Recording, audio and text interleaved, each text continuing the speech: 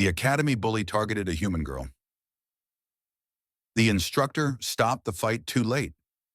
Machen stood at the entrance of the Galactic Unity Academy and felt very small. The building rose above her like a mountain made of glass and white stone. Ships flew overhead carrying students from dozens of different worlds. Some of those students were taller than trees. Some had scales or wings or more arms than she could count. And here she was, just a human girl from Earth, 17 years old, alone. She had worked so hard to get here, 3 years of studying every night until her eyes burned. Tests that covered mathematics and science and history from 100 different civilizations. She had scored higher than 10,000 other applicants from across the coalition. But none of that seemed to matter now as she walked through the main gates and felt the stares of alien students following her every step. Humanity had joined the Galactic Coalition only 8 years ago. In the long history of space travel, that was nothing. Most species here had been sailing between stars for thousands of years. They had built empires and fought wars and signed treaties before humans even discovered fire.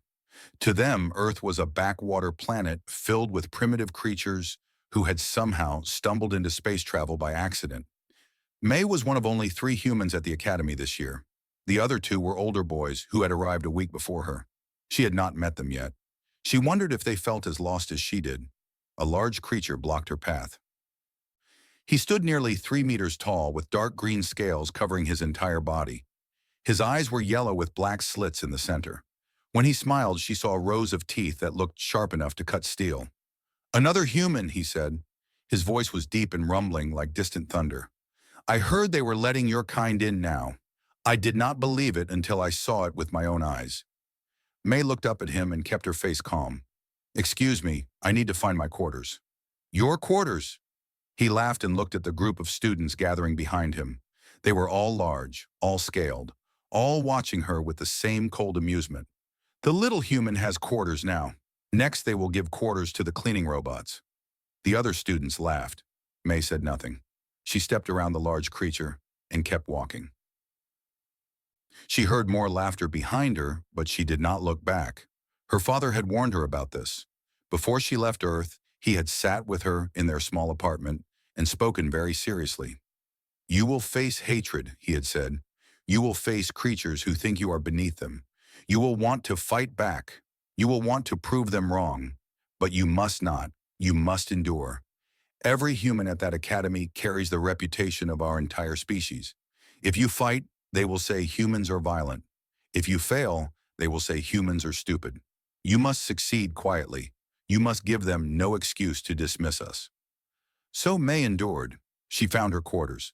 A small room with a bed and a desk, and a window that looked out over the training fields below. Other students had rooms twice this size. She did not complain. She unpacked her few belongings and began to study the schedule she had been given. The first week passed in a blur of classes and tests, and long nights spent memorizing things she had never heard of before. Coalition history, diplomatic protocols, the basics of ship navigation. Her mind ached from the effort of learning so much so quickly, but she kept going. She had no other choice. The problem started on the 8th day. She returned to her quarters after evening classes and found her door hanging open. Inside, everything she owned had been destroyed. Her clothes were torn, her books were burned, her personal tablet was crushed into pieces on the floor. On the wall, someone had written a message in large, ugly letters. "Go home, animal." May stood in the doorway and looked at the destruction. She felt something hot rise in her chest. Anger, real anger, the kind that made her hands shake and her vision blur. She wanted to scream. She wanted to find whoever did this and make them pay. Instead, she took a deep breath, then another. Then she walked inside and began cleaning up the mess. She did not report it. She knew who was responsible, the large-scaled creature who had blocked her path on the first day. His name was Rekka Sorn, and he was the son of a Tarathian noble family. The Tarathians had conquered 12 worlds before the Coalition forced them to stop. They were warriors by culture and by blood. They believed strength was the only thing that mattered. Rekka ruled the first-year students through fear. He had a group of followers who did whatever he commanded. They bullied anyone they saw as weak. They took food from smaller students. They broke belongings and laughed about it. The instructors knew but did nothing. Torothian nobles had powerful connections. It was easier to look the other way. May learned all this from whispered conversations in the dining hall. She learned that Wreka's family had lost significant status when humans joined the coalition. Apparently, Earth had negotiated a treaty that freed two species from Torothian control. The Sorn family blamed humanity for their fall, and now Wreka had found a human he could punish. The harassment continued. Her new clothes were stolen. Her meals were contaminated with substances that made her sick for days. Her assignments disappeared from the academy computer system, and she had to redo them from memory. Each time she reported nothing. Each time she simply fixed what was broken and kept moving forward. Other students noticed. A few seemed sympathetic, but none offered help. Helping a human meant making an enemy of Wreka Sorn. Nobody wanted that. One night, May sat alone in the library studying for an exam. A shadow fell across her table. She looked up and saw Wreka standing over her with his usual smile. "Working hard, little human?" "Yes." "It will not help you." He leaned closer. His breath smelled like rotting meat. "Tomorrow is combat training. Instructor Vren assigns sparring partners randomly. But sometimes he takes requests." The smile grew wider. "I requested you." May felt her heart beat faster, but she kept her voice steady. "I see. The whole academy will be watching. They will see what humans really are. Weak, soft, pathetic." He reached down and grabbed her tablet, crushing it in his massive hand like it was made of paper. "Try to rest tonight, little human. You will need your strength." He walked away laughing. His followers laughed with him. May sat very still for a long time. She thought about what her father had said. Endure. Give them no excuse. Carry the reputation of humanity on your shoulders and do not let it fall. But there was another voice in her head now. The voice of her grandmother, who had taught her things her father did not know about. Things passed down through generations of her family. Things that had nothing to do with endurance. "You are small," her grandmother had said once, long ago. "You will always be small. Smaller than the bullies at school. Smaller than the dangers in this world. But small does not mean helpless. Small means you must be clever. Small means you must learn where to strike so that size does not matter." May had learned. From the age of 6 she had learned. Pressure points, joint locks, nerve clusters, the places where the human body was fragile and the places where other bodies were fragile too. Her grandmother had been a master of arts that were old when human civilization was young. She had passed that knowledge to May, drop by drop, over many years. No one at the academy knew this, not even the other humans. It had not seemed important before. She was here to study and learn and make humanity proud through academic achievement. Fighting was not part of the plan, but now Wreka had forced her hand. May picked up the pieces of her crushed tablet and threw them in the recycling unit. Then she returned to her quarters and lay down on her bed and stared at the ceiling. Tomorrow she would face a creature 3 times her size in front of the entire academy. The instructor would stop the fight when one side was clearly beaten. That was the rule. Wreka would try to hurt her badly before that happened. He might try to cripple her. He might try to kill her. She thought about her options. She could refuse to fight and face punishment for cowardice. She could fight and lose and prove what Wreka wanted to prove about humans. Or she could do something else. Something that would change everything. May closed her eyes and began to breathe slowly. In her mind, she walked through the movements her grandmother had taught her, the gentle touches that caused so much pain, the precise angles that locked joints and severed nerve connections, the strikes that could disable or cripple or kill depending on how much force she chose to use. She did not sleep that night. She did not need to. Her body was calm and her mind was clear. Tomorrow would bring what tomorrow would bring. In another part of the academy, Instructor Vren reviewed the sparring assignments for the morning session. He saw Wreka's name paired with the human girl and smiled slightly. He had approved the request personally. Vren was Korvathi, a species known for their warrior traditions. He had fought in 3 major conflicts before taking this teaching position. He had no respect for humans. They were physically unimpressive and culturally strange. He did not understand why the coalition had granted them membership. This would be educational, he thought. The human would learn her place. The other students would see what happened when weakness faced strength. And maybe after this, the Academy would think twice about accepting more humans. He turned off his console and went to sleep, looking forward to the morning. The training hall was the largest room in the Academy. It could hold 500 students easily. Today it seemed like all 500 were present. Word had spread through the dormitories like fire through dry grass. The Tarathian noble was going to fight the human girl. Everyone wanted to watch. May walked through the entrance and felt the weight of all those eyes upon her. Creatures of every shape and size lined the walls and filled the observation balconies above. Some whispered to each other, some pointed, some laughed. She ignored them all and walked to the center of the training floor where the other first-year students were gathering. Freka was already there. He stood apart from the others, surrounded by his followers. When he saw May, his yellow eyes lit up with cruel pleasure. He did not say anything. He did not need to. His expression said everything. Instructor Vren entered through a side door and strode to the center of the floor. He was tall and lean with gray skin and 4 arms that ended in hands with too many fingers. His voice was sharp when he spoke. Today we continue basic sparring exercises. You will fight one-on-one until submission or knockout. I will stop each match when one party is clearly defeated. His eyes swept across the students. There will be no serious injuries.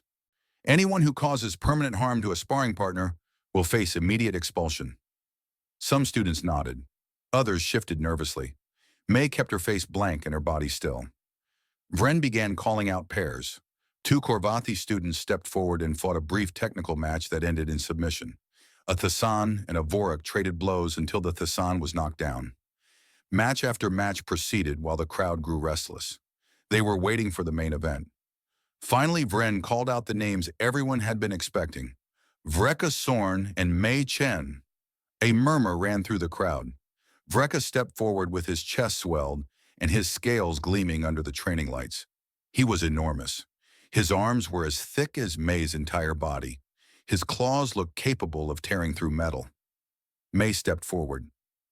She looked tiny next to him, fragile, like something that would break at the slightest touch.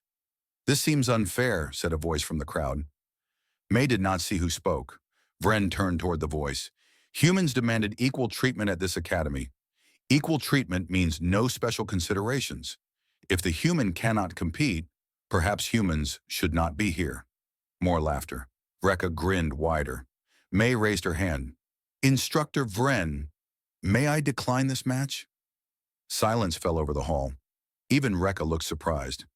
Vren walked toward her slowly. He looked down at her with something like disgust. You may not. This is not a choice. This is training. All students must participate. I understand. May lowered her hand. I wanted to give you the chance to reconsider. The chance to reconsider? Vren's voice dripped with contempt. Perhaps you should reconsider your presence at this academy. He walked back to the edge of the training circle. Standard rules. Begin when ready. Vreka crouched into a fighting stance. His muscles tensed beneath his scales. He looked like a predator about to pounce on wounded prey. May stood still. Her arms hung loose at her sides. Her feet were positioned in a way that looked careless, but was not. Her breathing slowed until it was barely visible. Look at her, someone said from the crowd. She is frozen with fear. Vreka charged. He moved fast for something so large. His feet thundered against the training floor. His arms spread wide to grab her and crush her against his armored chest. It was the kind of attack that worked against almost everyone. Overwhelming force. No escape. May stepped to the side. It looked simple, almost lazy. One moment she was in his path, and the next moment she was not. Vreka's arms closed on empty air. His momentum carried him forward and he stumbled before catching himself. The crowd went quiet. Vreka turned and attacked again. This time he swung his massive fist in a wide arc aimed at her head. The blow would have cracked stone. May ducked under it and moved past him, her hand brushing lightly against his arm as she went. To the watchers it looked like she had simply avoided the strike. But Vreka felt something strange, a tingling numbness in his arm that faded after a moment. He growled and attacked faster. Punch after punch, grab after grab. Each time May was somewhere else. She flowed around his attacks like water around a stone. She never struck back. She never even raised her hands in defense. She simply was not there when his blows arrived. 1 minute passed. Then two. Rekka was breathing hard now. Sweat glistened on his scales. The frustration on his face was turning into something uglier. Rage. "Stand still and fight," he roared. May said nothing. She continued to move in those small, careful ways that kept her just out of reach. In the crowd, students began to whisper. This was not what they expected. The human should have been broken by now. She should have been crying and begging for mercy. Instead, she was making one of the Academy's most feared bullies look foolish. Rekka's attacks grew wilder, more vicious. He stopped trying to grab her and started trying to hurt her. His claws came out fully extended. He aimed for her throat, her eyes, her chest. These were not sparring techniques. These were killing strikes. From the edge of the circle, Instructor Vren watched with narrowed eyes. He should stop the match. Rekka was clearly violating the rules, but something held him back. Curiosity, perhaps, or something darker. He wanted to see what happened when the human finally made a mistake. May saw the change in Rekka's attacks. She understood what it meant. He was no longer trying to win. He was trying to murder her in front of 500 witnesses, and the instructor was doing nothing. She had hoped it would not come to this. She had given them every chance to end this peacefully. She had asked to decline. She had avoided every attack without striking back. She had been as gentle as she could possibly be. But gentleness had limits. Rekka lunged again, both arms reaching for her neck. May stepped back and felt her heel touch the edge of the training circle. Nowhere left to retreat. Rekka saw this and his eyes blazed with triumph. "Finally," he snarled. He grabbed her left arm. His grip was crushing. She felt the bones grinding together under the pressure. This was it.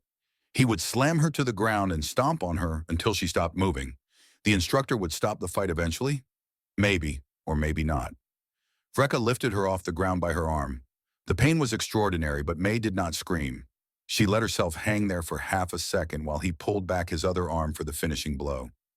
Then she moved. Her free hand shot out and touched a spot on the inside of his elbow. It was not a punch. It was barely a tap. But Rekka's arm went numb instantly, and his grip released. May dropped to the ground and rolled between his legs as his fist swung through empty space. She came up behind him and touched two more points in rapid succession, one at the back of his knee, one at the base of his spine. Rekka made a strange sound. His legs buckled. He fell forward onto his hands and knees, unable to understand why his body was not responding. "What did you do?" His voice was confused now, rather than angry. May circled around to face him. Her expression was calm, almost sad. "Your nervous system has pressure points," she said quietly. "Most species do. The locations vary, but the principle is the same.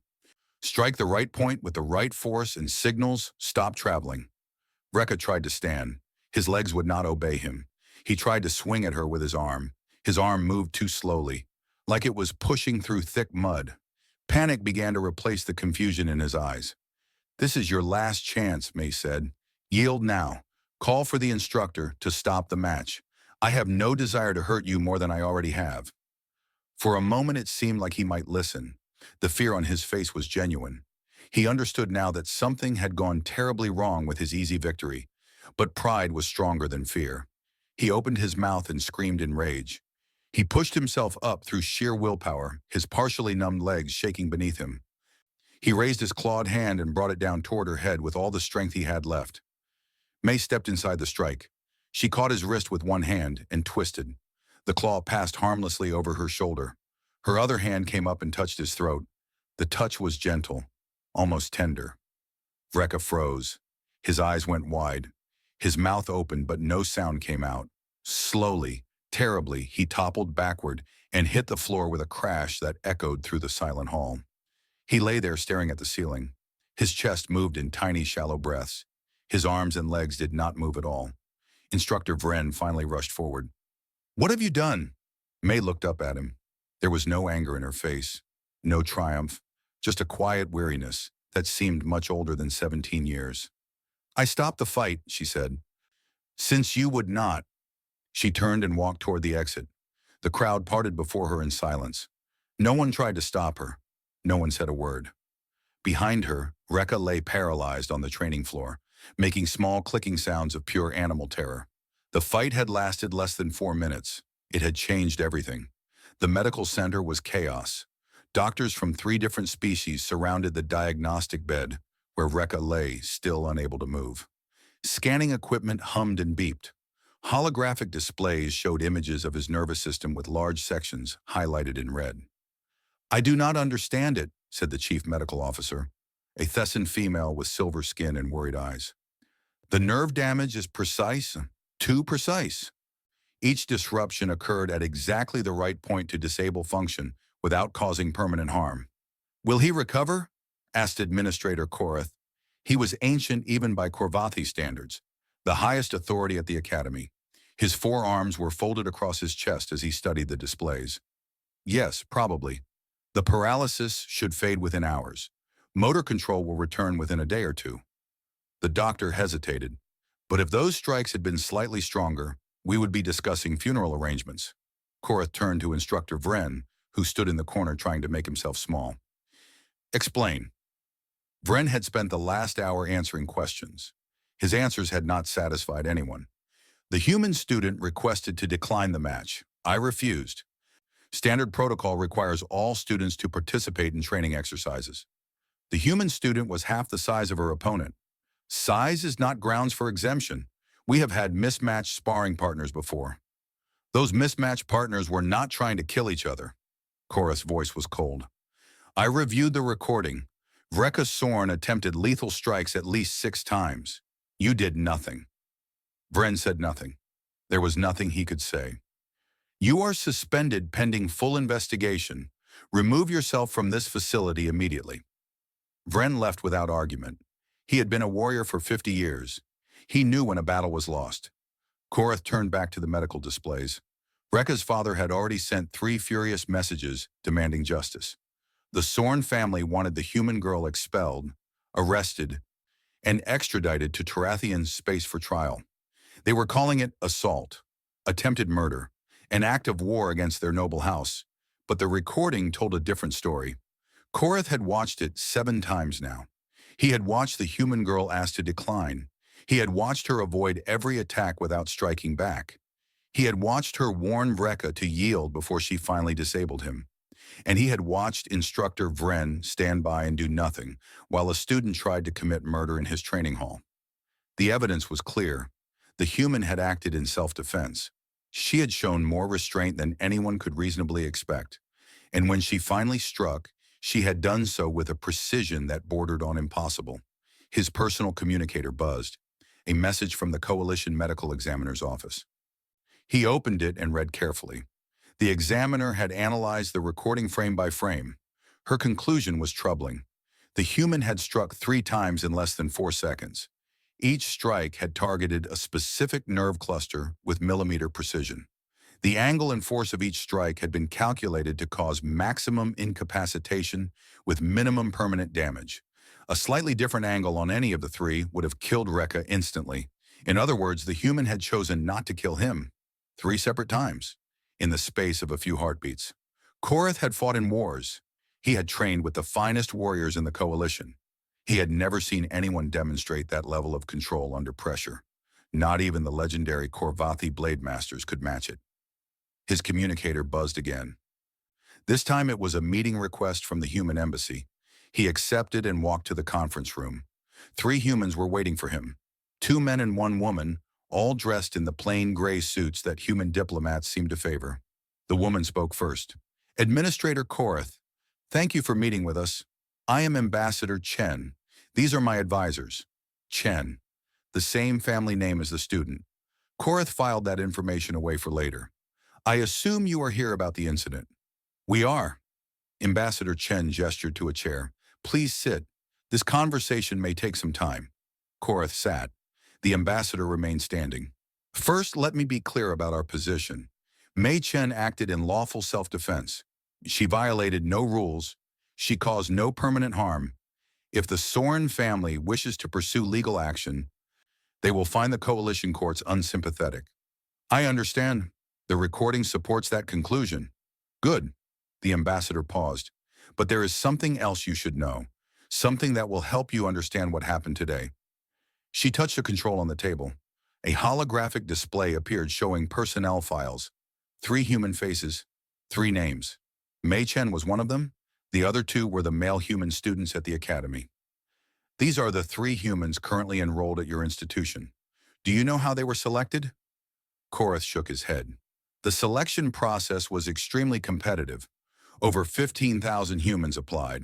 We tested them for intelligence, adaptability, psychological stability, and physical capability. The ambassador zoomed in on one of the files. David Park scored highest in physical combat assessment. He holds championship titles in 3 martial arts. His reaction time is in the top 1% of all humans tested. She moved to the second file. James Okonkwo scored second highest. Former military family. His grandmother was Special Forces. His father was Special Forces. He has been training in combat since he was 4 years old. She moved to the third file. Mei Chen's file. Mei scored lowest of the 3 in physical combat assessment. Her training was informal. Her reaction time is merely average by human standards. Korath felt something cold settle in his stomach. You are saying you did not send your best fighters. I am saying we specifically avoided sending our best fighters. The ambassador's eyes were hard. Administrator, the coalition asked humanity to send students who could integrate peacefully into the academy environment. We took that request seriously. David and James are both capable of killing most species barehanded. Their reflexes are trained for lethal response. We could not risk putting them in situations where they might accidentally kill a classmate. And Mei Chen. Mei was chosen partly because her combat training was minimal enough that she might show restraint. The ambassador let that sink in. What you saw today was not a demonstration of human military capability. It was a demonstration of human minimum capability, the weakest fighter we were willing to send. Silence filled the conference room. Korath thought about the recording again. The speed, the precision, the perfect control. He thought about what the ambassador was telling him now. You are saying the other 2 human students are more dangerous than what I saw today. Significantly more dangerous. David could have killed Rekka before anyone in that hall realized the fight had started. James would have done the same thing Mei did, but without the warning, without the chance to yield. The ambassador finally sat down. Her expression softened slightly. We do not want violence, Administrator. Humanity has had enough violence in its history. We came to the stars hoping to find peace, but we will not be victimized. We will not watch our children be brutalized by bullies while instructors look the other way. The instructor has been suspended. Good, that is a start. Another pause. Korath had many more questions, but one seemed most important. How did she do it? The nerve strikes. I have never seen anything like that. Ambassador Chen smiled slightly. It was not a happy smile. Humanity evolved as prey, Administrator. We were not the strongest creatures on our world. We were not the fastest or the toughest. We had no claws, no fangs, no armor. Every predator on our planet could kill us easily. So we learned. We studied anatomy. We found the weak points. We developed techniques that allowed a small human to disable a larger opponent through precise application of force rather than overwhelming strength. She stood up again and walked to the window that overlooked the academy grounds. These techniques are thousands of years old. They have names in dozens of human languages. Every human child learns at least the basics. Mei Chen is not special by human standards. She is simply what humans become when they must survive against creatures bigger and stronger than themselves. Korath sat with that information for a long moment. He had underestimated humanity. The entire coalition had underestimated humanity. They had looked at the small, soft creatures from the primitive planet and assumed weakness. They had not understood that weakness itself had been the teacher. Millions of years of being prey had turned humanity into something far more dangerous than any predator. What do you want from the academy? He finally asked. We want our students to be safe. We want instructors who allow violence against humans to face consequences. And we want the coalition to understand something important. Ambassador Chen turned from the window to face him directly. We are not harmless because we are weak. We are gentle because we choose to be. That choice can be unmade at any moment. She walked toward the door. Her advisors followed. I suggest you share this conversation with the Sorn family. It may help them reconsider their demands for justice. She left. Korath remained sitting alone in the conference room for a very long time, thinking about everything he had learned and everything it meant. Somewhere in the academy, Mei Chen sat in her small room and waited. She did not know what would happen next. She only knew that she had done what she had to do, and she would face whatever consequences followed. Her grandmother would have been proud. 3 days after the incident, Sorn walked out of the medical center on his own 2 legs. The paralysis had faded exactly as the doctors predicted. His motor control had returned completely. There was no permanent damage to his nervous system. In purely physical terms, he was as healthy as he had been before the fight. But something had changed behind his eyes. The arrogance was gone. The cruel confidence that had made other students fear him had disappeared somewhere on that training floor when he lay helpless and staring at the ceiling. Now when other students looked at him, they did not see a predator. They saw prey that had been caught and released. His followers had scattered. None of them wanted to be associated with a noble who had been humiliated by a human half his size.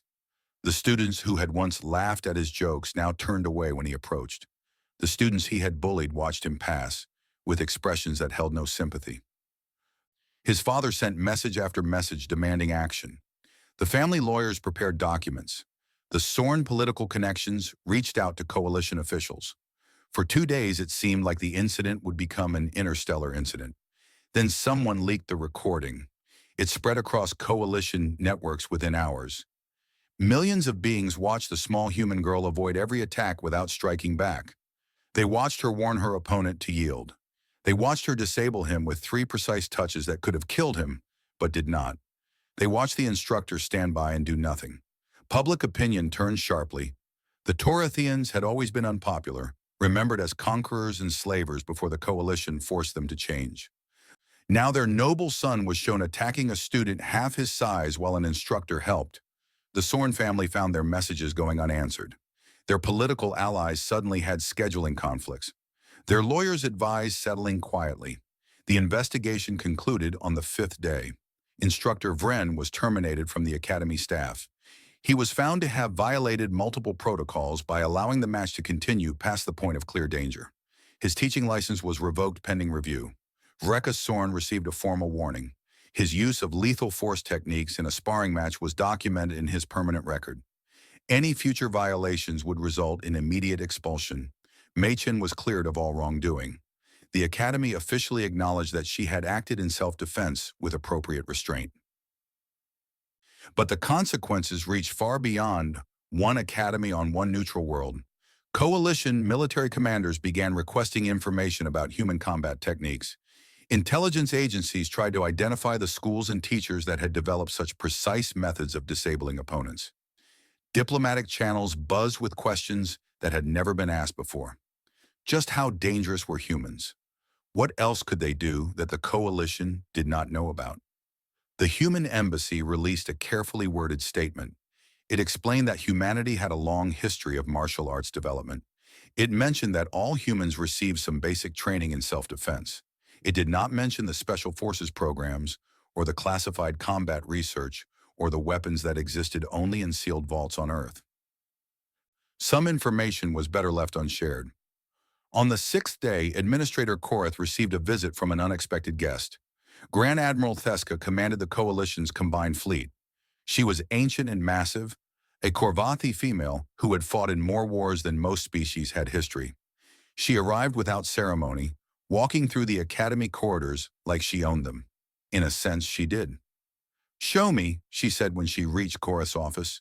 He showed her the recording, the medical reports, the analysis from combat experts across a dozen species, the conclusion that every expert had reached independently. Theska watched in silence.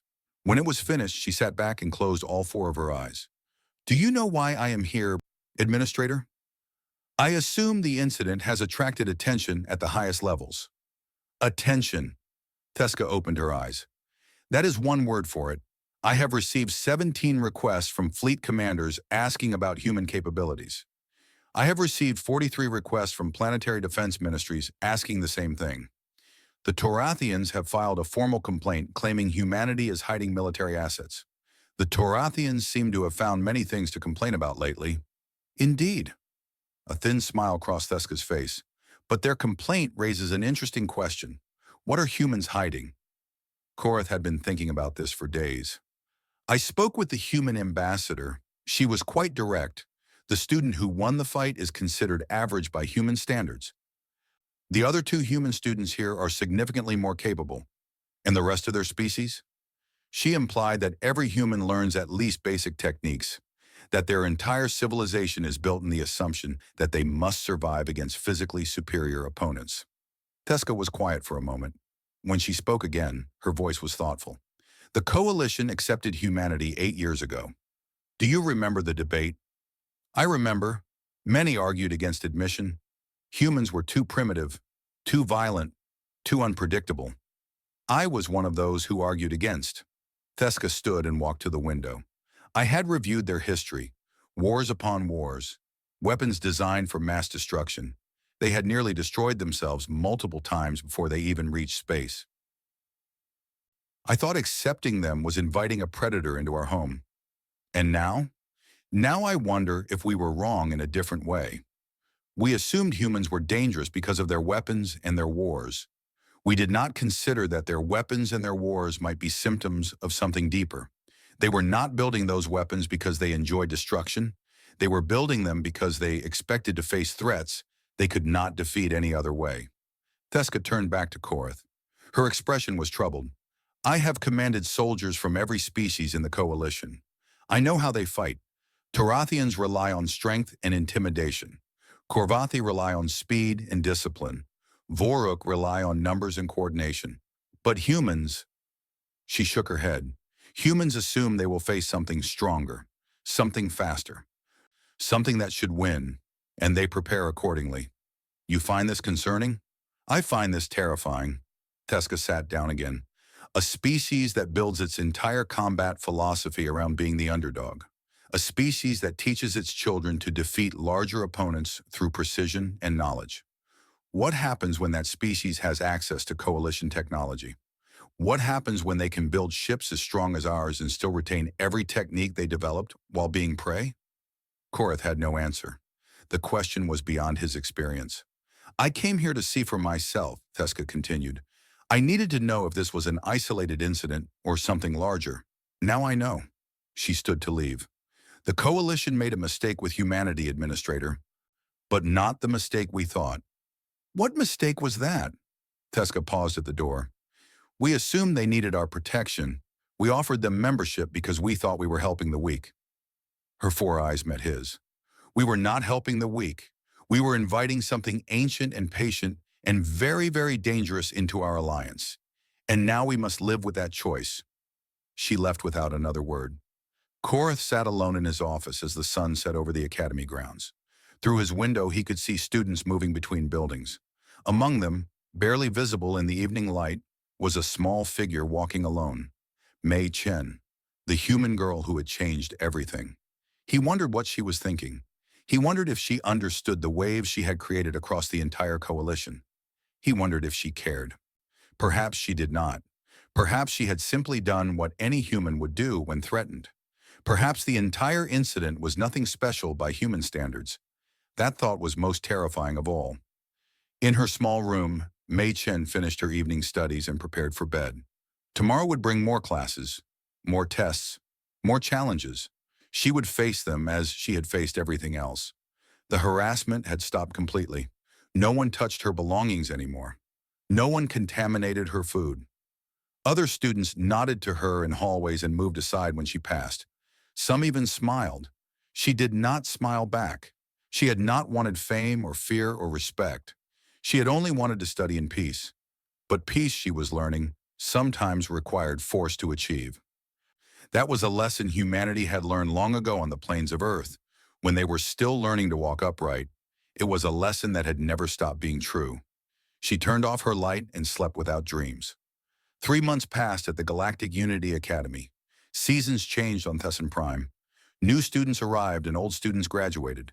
The incident in the training hall became history, then legend, then something people mentioned in whispers when conversations turned to humans. Mei Chen continued her studies. She earned high marks in every subject. She participated in training exercises without incident.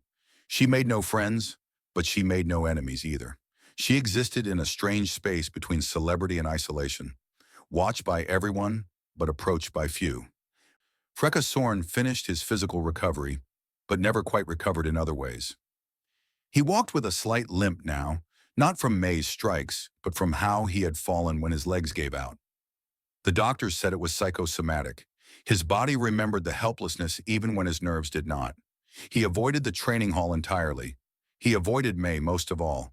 When he saw her in hallways, he turned and walked the other way. His followers were gone. His status was gone. His father had stopped sending messages after the legal situation became clear. Vreka was alone in ways he had never been alone before. On a cold morning near the end of the third month, Instructor Vren returned to the academy. His suspension had ended. His teaching license had been restored after review. The official position was that he had made errors in judgment, but did not deserve permanent consequences. The unofficial position was that his family had connections too. He found May in the library during the evening study period.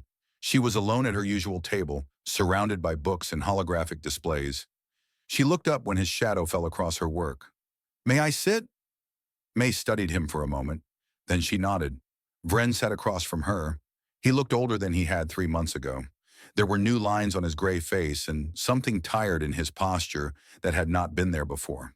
"I came to speak with you," he said.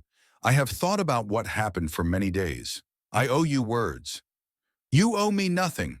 I owe you truth." Vren folded his 4 hands on the table. "I allowed that match to continue because I wanted to see you broken. I believed your species was weak. I believed humans had somehow fooled the coalition into granting you status you did not deserve. I wanted Rekka to prove this in front of everyone." May listened without expression. "I was wrong," Vren continued. "Wrong about what weakness means. Wrong about what humanity is. Wrong about many things." He paused. "I have spoken with others since then. Military officers, diplomats, scholars who study different species. They have taught me things I did not know." "What things?" Vren leaned forward. "They told me that humans evolved as prey, that you were hunted by creatures larger and stronger than you for millions of years. That you survived not by being stronger, but by being cleverer, by learning where to strike, by turning your weakness into something else. That is true. They told me that every human child learns to fight, not because you are violent, but because you expect violence. You prepare for enemies you cannot defeat with strength alone." Vren's voice dropped lower. "They told me that you are not the most dangerous human at this academy, that the others are worse, that you were chosen partly because you might show mercy." "That is also true." Vren sat back. He looked like someone whose entire understanding of the world had been shaken and rebuilt. "I spent 50 years as a warrior," he said slowly. "I trained thousands of students. I thought I understood combat. I thought I understood strength and weakness. But I did not understand humans." May closed the book she had been reading. She folded her hands in a way that mirrored his pose. "You understand something now that you did not understand before? That is growth. My grandmother would say that growth is the only victory that matters." "Your grandmother?" "She taught me the things I used against Vreka. She was very old and very wise. She died 2 years before I came here."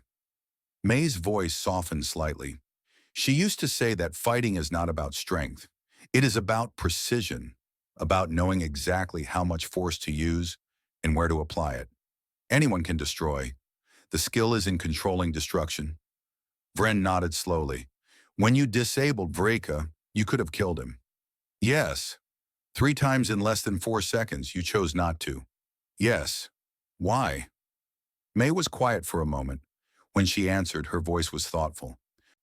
"Killing is easy for humans. Too easy, perhaps. Our history is full of death, wars and murders and accidents and disasters. We have killed more of our own kind than any predator ever killed of us." She looked at Vren directly. "But killing haunts us. We dream about it. We feel guilt and shame and horror, even when the killing was necessary. Other species do not seem to feel this as strongly. For us, it is a wound that never fully heals. That sounds like weakness? Perhaps it is, but perhaps it is also strength. May smiled slightly.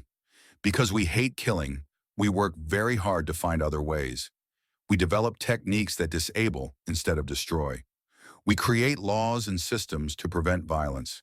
We teach our children that fighting should be the last choice, not the first. She leaned forward. I could have killed Vreka without any effort. In that moment when he grabbed my arm, I saw three paths that led to his death. I chose a fourth path that led to his survival. I chose it because killing him would have damaged something inside me, something that matters more than victory. Vren sat with this for a long time. The library was quiet around them. Other students had noticed the conversation, but kept their distance. I understand now, Vren finally said. Or I begin to understand. Your species is not gentle because you are weak. You are gentle because you must be. Because the alternative is too terrible to accept. Yes, May nodded. Humans who embrace violence without restraint become monsters. We have seen this too many times in our history, so we build restraints. We teach control. We make gentleness a choice that must be made again and again every day. And when the choice becomes too hard, when restraint fails, May's expression became very still. Then you see what humanity is capable of when we stop being gentle. It is not something anyone should wish to see. The conversation ended there. Vren stood and nodded to her with something that might have been respect. Then he walked away and did not look back. May returned to her studies, but a few minutes later she was interrupted again. A young Tarathian stood nervously at the edge of her table. He was smaller than most of his kind, with pale green scales and eyes that darted away when she looked at him directly. She recognized him. He had been one of Rekka's targets before she arrived. One of the students who had their food taken and their belongings broken. Yes, she said. The young Tarathian swallowed visibly. I am sorry to disturb you. I know you probably want to be left alone. Everyone says you prefer to be alone. But I wanted to ask you something and I could not find the courage until now. May waited. Would you teach me? The words came out in a rush. Not to fight like you fight. I know that takes years and I am not human and probably could not learn anyway. But maybe just some basics. How to move. How to avoid being grabbed. How to not be so afraid all the time. He looked down at his feet. His voice dropped to almost a whisper. I am tired of being afraid. May studied him for a long moment. She thought about everything that had happened since she arrived at the academy. The hatred and the harassment and the fight that changed everything. She thought about what her grandmother had taught her and what it meant to pass that teaching on. Then she moved the books to one side of her table and made room beside her. Sit, she said. Tell me your name. The young Tarathian sat down with a look of disbelief and growing hope. My name is Krevik. Thank you. Thank you so much. Do not thank me yet. This will be difficult. You will want to quit many times. I will not quit. We will see. May opened a new display and began sketching the basic principles she would teach him. First, you must understand that fighting is not about being stronger than your enemy. It is about knowing yourself, your limitations, your capabilities, what you are willing to do and what you are not willing to do. I understand. No, you do not understand yet, but you will. Across the library, students watched the strange scene. A human teaching a Tarathian, a former victim helping another former victim. It was not what anyone expected, but then humans had a way of doing unexpected things. The Academy's official incident report remained classified for many years. But stories spread anyway. Not stories about human strength or speed or ferocity. Stories about something else entirely. Stories about a species that measured force in fractions, that treated violence as a scalpel rather than a hammer, that chose mercy not because it was easy but because it was hard. The galaxy had assumed humanity was harmless because they were gentle. It was beginning to understand they were gentle because they were trying very hard to be, and that made all the difference.